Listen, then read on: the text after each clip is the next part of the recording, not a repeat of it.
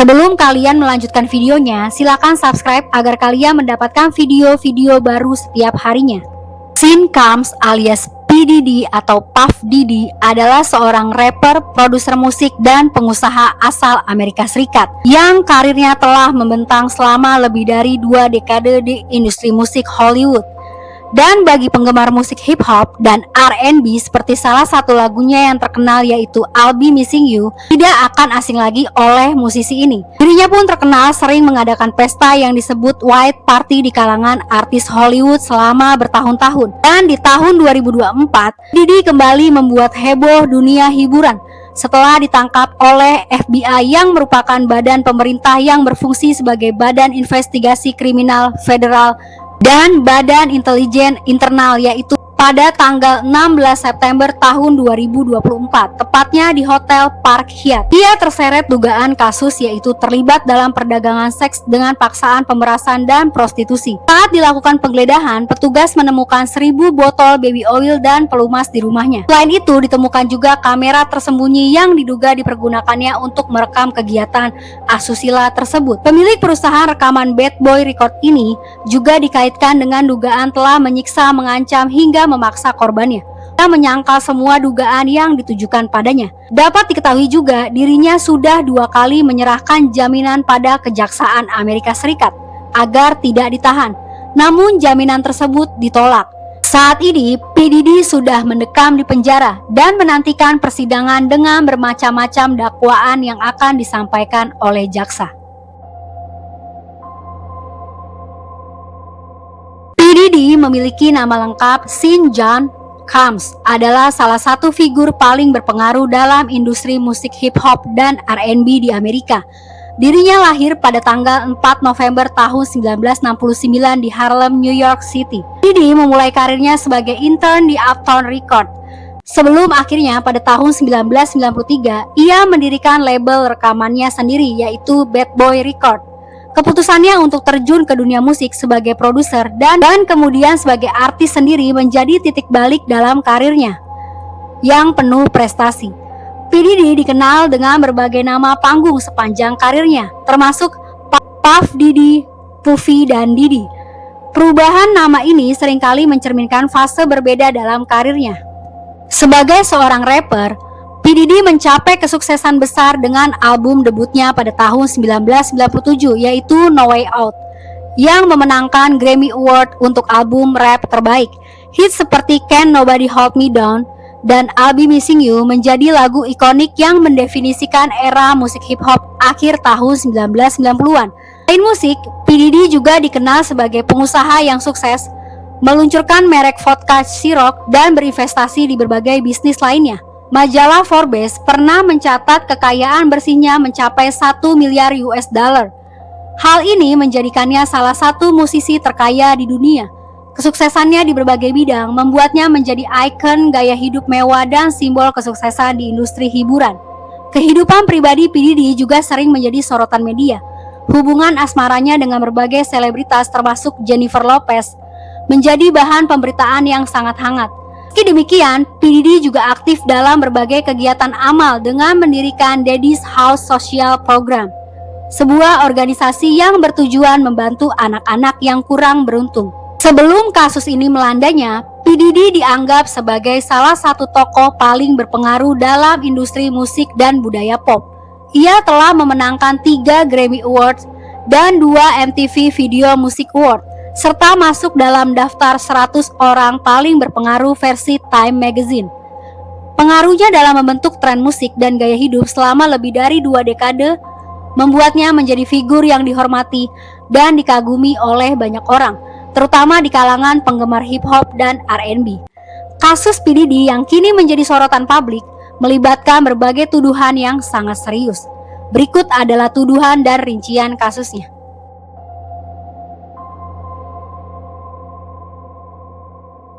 Gugatan dari mantan kekasihnya yaitu Jesse Ventura menjadi gugatan pertama untuk membuka sejumlah kasus serupa yang dituduhkan terhadap rapper tersebut. Tepatnya pada tanggal 16 November tahun 2023, Jesse yang telah menjadi pasangannya selama 11 tahun mengajukan gugatan hukum di Pengadilan Distrik Amerika Serikat di Manhattan. Dia melaporkan P. Diddy dengan tuduhan melakukan tindak kekerasan, perdagangan manusia, dan pemerkosaan selama bertahun-tahun, yaitu dimulai pada tahun 2008 saat Casey berusia 19 tahun. Namun, gugatan hukum tersebut tidak pernah sampai ke pengadilan.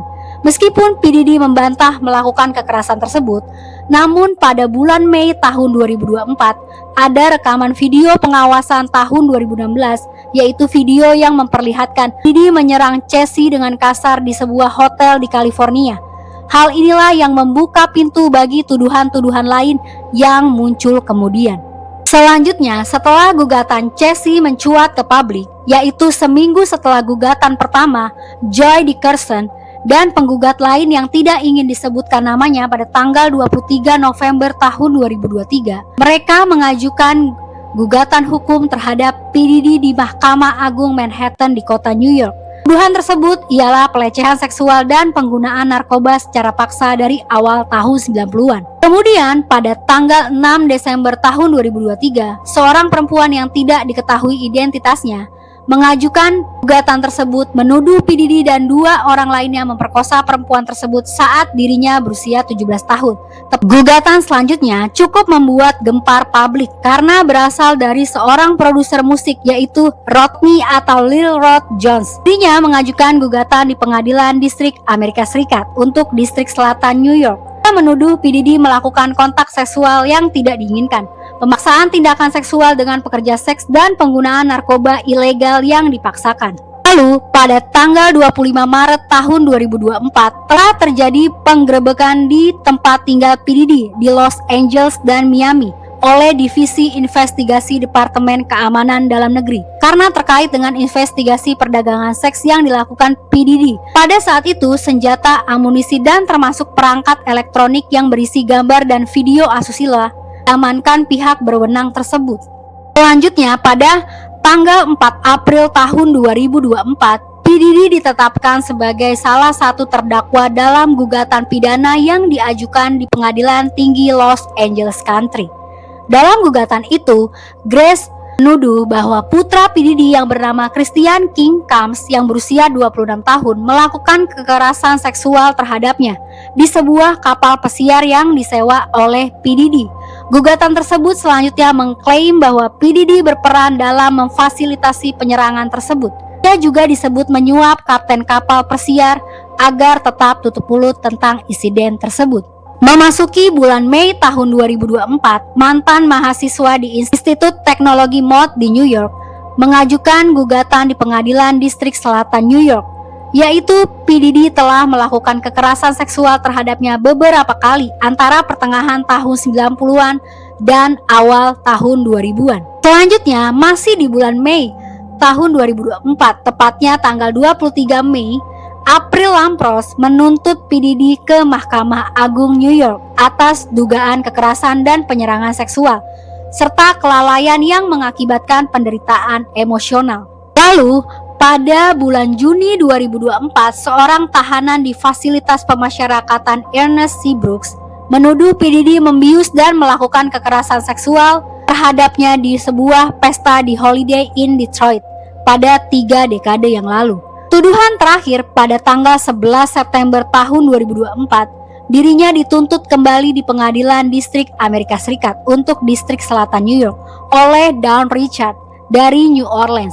Richard adalah mantan anggota girl band Amerika Danity Kane yang dibentuk pada tahun 2005 untuk serial TV realitas Making the Band 3 yang dibuat oleh P. Diddy sendiri. Ia menuduh adanya penyerangan seksual dan pelecehan secara psikologis oleh selama ia terlibat dalam acara tersebut.